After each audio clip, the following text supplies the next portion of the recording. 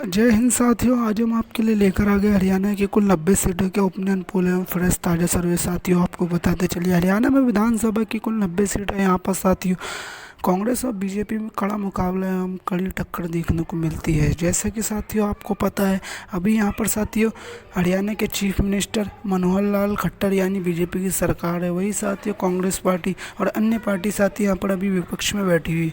साथियों कांग्रेस पार्टी के बड़े नेता भूपेंद्र सिंह हुड्डा एवं दीपेंद्र सिंह हुड्डा और वही साथियों मनोहर लाल खट्टर में जुबानी जंग देखने को हमेशा मिलती रहती है। यहाँ पर साथियों कांग्रेस और बीजेपी में कड़ा मुकाबला देखने को मिलता है। साथियों जैसा कि आपको बता दें कि हरियाणा में ऐसा रहा है कि जिस पार्टी की केंद्र में सरकार रहती है वही पार्टी की राज्य में भी सरकार बनती है। साथियों जैसा कि अभी आप जानते हैं, देश के प्रधानमंत्री नरेंद्र मोदी यानी एनडीए की सरकार केंद्र में है, तो वही यहाँ पर साथियों हरियाणा में भी अभी बीजेपी की सरकार है। 2014 के पहले साथियों आपको बता दें कि कांग्रेस पार्टी की सरकार जब केंद्र में थी यानी यूपीए की, तो वही साथियों राज्य में यानी हरियाणा में भी साथियों कांग्रेस पार्टी की सरकार थी। वही साथियों अब 2024 में विधानसभा की कुल 90 सीटों के लिए फिर से चुनाव होना है। वही साथियों उसके पहले साथियों हम आपके लिए लेकर आ गए फ्रेश एवं ताज़ा सर्वे। तो चलिए साथियों शुरू करते हैं हरियाणा की कुल 90 सीटों का ओपिनियन पोल। तो साथियों पहला आंकड़े की अगर यहाँ पर बात कर ले तो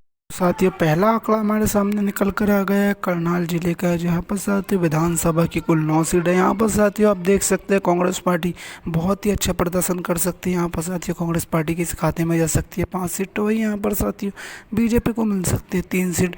अदर्स के भी यहाँ पर साथियों खाता खुल सकता है। अदर्स को यहाँ पर 1 सीट का फायदा हो सकता है। यहाँ पर साथियों अगले जिले की बात करें तो यहाँ पर वहीं यहाँ पर साथियों अम्बाला जिले की 4 सीट की बात करें तो यहाँ पर साथियों कांग्रेस पार्टी क्लीन स्वीप कर सकती है। साथियों कांग्रेस पार्टी के खाते में जा सकती है यहाँ पर 3 सीट। तो वही बीजेपी को यहाँ पर साथियों 1 सीट का फायदा हो सकता है। कुरुक्षेत्र जिले की कुल 4 सीट की यहाँ पर साथियों बात कर लेते हैं तो यहाँ पर साथियों 3 सीट जा सकती है कांग्रेस पार्टी आईएनसी यानी इंडियन नेशनल कांग्रेस। तो वही यहाँ पर साथियों 1 सीट जा सकती है बीजेपी के खाते में। यहाँ पर साथियों अदर्स का खाता खुलता नजर नहीं आ रहा है। कैथल की कुल 2 सीट की बात करें तो यहाँ पर साथियों कांग्रेस पार्टी के खाते में जा सकती है 1 सीट। यहाँ पर साथियों बीजेपी को तगड़ा झटका लग सकता है। यहाँ पर साथियों बीजेपी के खाते में 1 भी सीट जाती हुई नजर नहीं आ रही है। साथियों वही अदर्स को यहाँ पर 1 सीट मिल सकती है।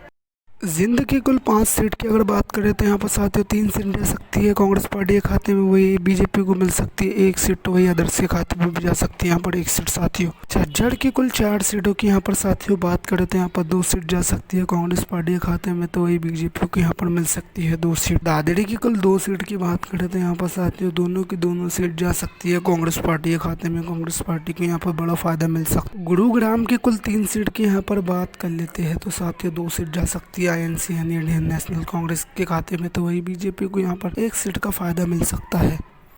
पलवल जिले की कुल 2 सीट की बात करें तो यहाँ पर साथियों दोनों की दोनों सीट जा सकती है यहाँ पर साथियों कांग्रेस पार्टी के खाते में। यहाँ पर साथियों पंचकुला की कुल 2 सीट की बात करें तो यहाँ पर भी साथियों दोनों की दोनों सीट जा सकती है। वही साथियों अगले जिले यानी पानीपत की कुल 4 सीट की यहाँ पर बात करें तो यहाँ पर साथियों कांग्रेस पार्टी दे सकती है बीजेपी को तगड़ा झटका। यहाँ पर साथियों कांग्रेस पार्टी कर सकती है क्लीन स्वीप। साथियों कांग्रेस पार्टी के खाते में पानीपत की चारों सीट जाती हुई नजर आ रही है। साथियों हमारे ओपिनियन पोल के हिसाब से साथियों पानीपत की चारों सीट कांग्रेस पार्टी जीत सकती है। फतेहाबाद की कुल 3 सीट की बात करें तो यहाँ पर साथियों अदर्स को यहाँ पर फायदा हो सकता है। अदर्स के खाते में साथियों आ जा सकती है 2 सीट। तो वहीं यहाँ पर साथियों इंडियन नेशनल कांग्रेस को 1 सीट यहाँ पर मिल सकती है। फरीदाबाद की कुल 6 सीट की बात करें तो यहाँ पर साथियों 2 सीट जा सकती है कांग्रेस पार्टी के खाते में। तो वही यहाँ पर साथियों बीजेपी के खाते में भी जा सकती है 2 सीट। तो वही यहाँ पर साथियों अदर्स को भी यहाँ पर साथियों 2 सीट का फायदा हो सकता है। वही साथियों भिवानी जिले की कुल 4 सीट की यहाँ पर बात कर लेते हैं। कड़ा मुकाबला देखने को मिल सकता है बीजेपी और कांग्रेस के बीच में। साथ ही यहाँ पर बीजेपी को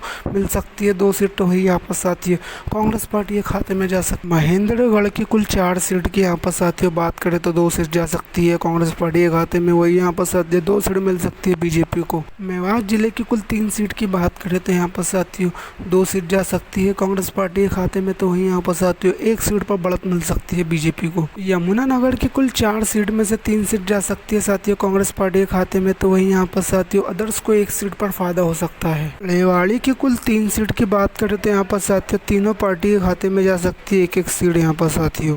रोहतक जिले की कुल 4 सीट में से यहाँ पर साथियों 3 सीट जा सकती है कांग्रेस पार्टी के खाते में, तो वही 1 सीट पर बढ़त मिल सकती है बीजेपी को।